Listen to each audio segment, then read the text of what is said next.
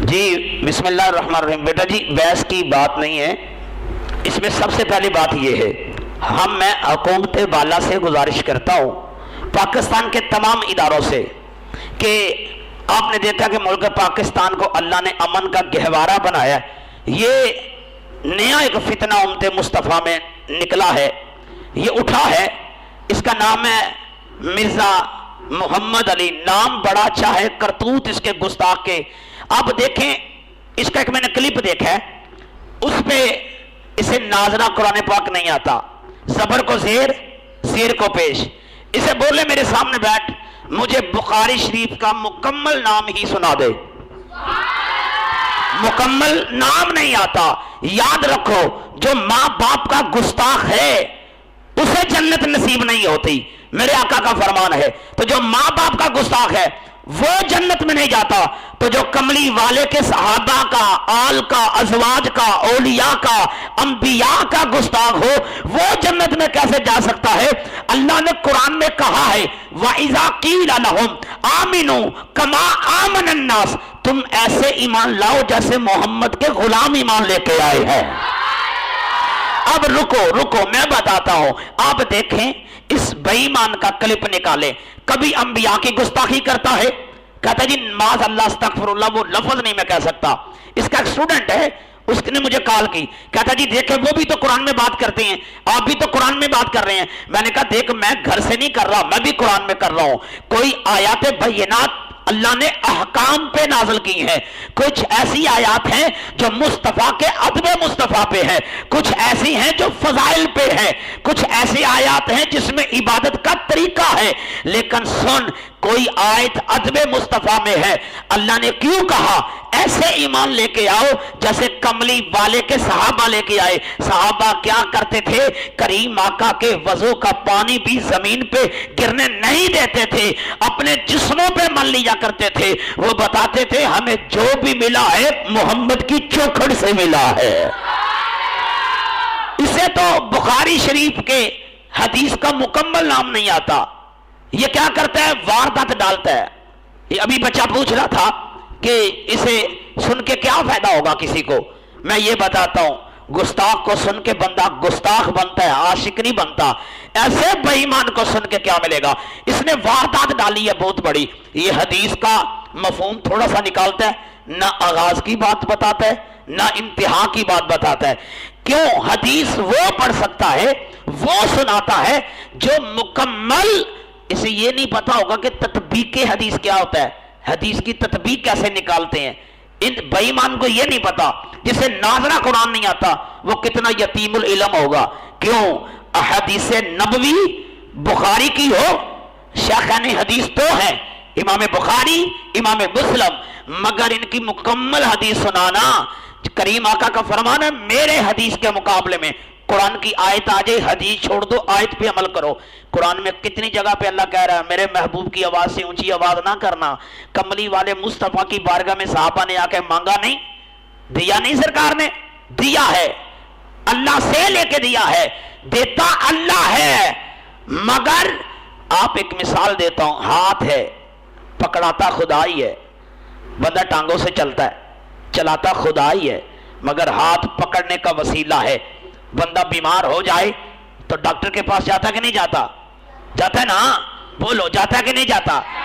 جاتا ہے، مگر کیوں؟ اس لیے کہ شفا اللہ ہی دیتا ہے، ڈاکٹر ایک وسیلہ ہے۔ ہم کب کہتے ہیں کہ قبر کو جا کے طواف بناؤ؟ کون سنی سجدہ کرتا ہے؟ سنی ایک عاشق رسول کا نام ہے۔ ہم قبروں پہ سجدہ نہیں کرتے، ہمیں پتا ہے سجدہ ایک وحدہ لا شریک کو ہے، جس کو کائنات کے محبوب محمد نے سجدہ کیا ہے، ہم نے بھی اسی خدا کو کرنا ہے۔ بے شمار آیت بینات ہے، 6 لاکھ حدیث میں 1 لاکھ میں سے 7,500 حدیث امام بخاری نے کوٹ کی۔ اس میں سے کچھ حدیثیں امام احمد بن حنبل 30,000 حدیث لے کے آئے، کچھ حدیثیں سنن نبی داؤد میں آئی، ابن ماجہ میں۔ یہ کہتا ہے جی نہیں وہ بات کرو جو بخاری میں ہے، صحیح مسلم میں ہے۔ دوسری حدیث کہاں جائیں گی؟ ان پہ عمل نہیں کرنا، ان کا حکم نہیں ماننا۔ پورے قرآن پہ یہ تو منافقوں والا کام ہو گیا. کہا جی ہم بعض کو مانتے ہیں بعض کو نہیں مانتے. پھر کہتا ہے اچھا, کہتا ہے دیکھیں جی میں بتوں والی آیات اولیاء پہ فٹ کروں گا. تیرے پیو کا قرآن نہیں, یہ حسین کے نانے کا قرآن ہے. جو آپ سے بحث کرے اسے بتا, اس کا ہاتھ پکڑو. اس کے جتنے بھی اسٹوڈنٹ ہیں میں چیلنج کرتا ہوں میرے سامنے بیٹھ جائے, قرآن پاک میں ایک پارے میں سے چلے جائے, کوئی 30 آیات میں ناسخ منسوخ بتا دے, نہیں تو شان نزول بتا دے. یہ بتا ہی نہیں سکتا. کیوں؟ مجھے یہ بتاؤ, نبی پاک کے زمانے میں اولیاء ہوتے تھے؟ اس وقت تو صحابی تھے. اس وقت لوگ بتوں کو بھگوان مانتے تھے. اللہ نے وہ آیات نازل کر کے بتائی کہ اس بت کو نہ مانو, اس خدا کو مانو جو کائنات کا بھی خدا ہے, محمد عربی کا بھی خدا ہے. آج سے عہد کر لو, بچو ان لوگوں سے. امام احمد بن حنبل جب بھی بشر حافی آتے, بشر حافی جب بھی آتے تو امام احمد بن حنبل انہیں اپنی جگہ پہ بٹھا دیا کرتے. تو شاگرد بولا, اس نے کہا حضور یہ کیا؟ فرمایا بیٹا جب جائیں گے تو بتاؤں گا. بشر حافی چلے گئے تو امام احمد بن حنبل آپ نے فرمایا بیٹا بوجھ کیا بوجھتا ہے؟ کہا استاد جی آپ عالم دین ہیں, قرآن پڑھاتے ہیں, احادیث نبوی پڑھاتے ہیں, مگر آپ انہیں اپنی جگہ پہ بٹھا دیتے ہیں. فرمایا بیٹا میں نے کتابوں سے خدا کو یہ دیکھا ہے کہ میں قرآن کا عالم ہوں, حدیث کا عالم ہوں.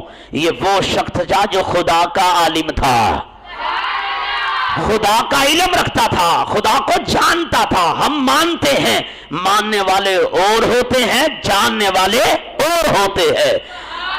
تیرے جیسے ناپاک, اللہ نے تو قرآن میں اس کتے کا ذکر فرما دیا, کتا ہو کے نجس ہو کے ولی کے در پہ بیٹھے 350 سال 350 سال وہ غار کے منہ پہ بیٹھا رہے تو اللہ اسے بھی قرآن میں شامل فرمائے اور پاک کر کے جنتی بنا دے.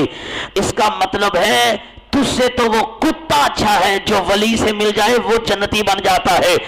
پلیت بندہ ولیوں کے قریب آ ہی نہیں سکتا, پاک بندہ ولیوں سے یاری رکھنے کے بغیر رہ ہی نہیں سکتا.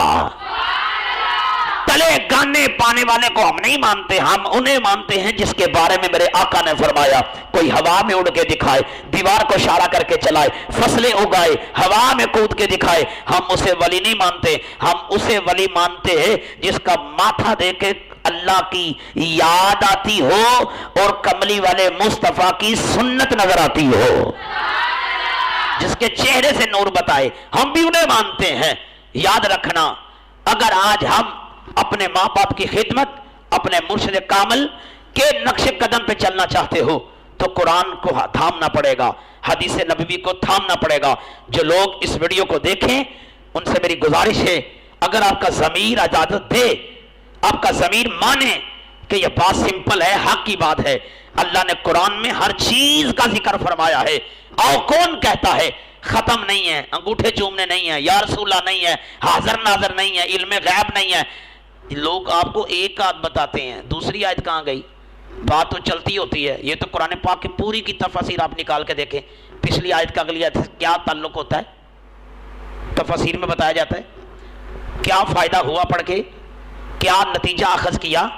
یاد رکھو, آج سے وعدہ کرو قرآن بھی پڑھیں گے, مکمل پڑھیں گے, سمجھ کے پڑھیں گے. میں حکومت بالا سے پھر گزارش کرتا ہوں, اسے فوری طور پہ گرفتار کیا جائے.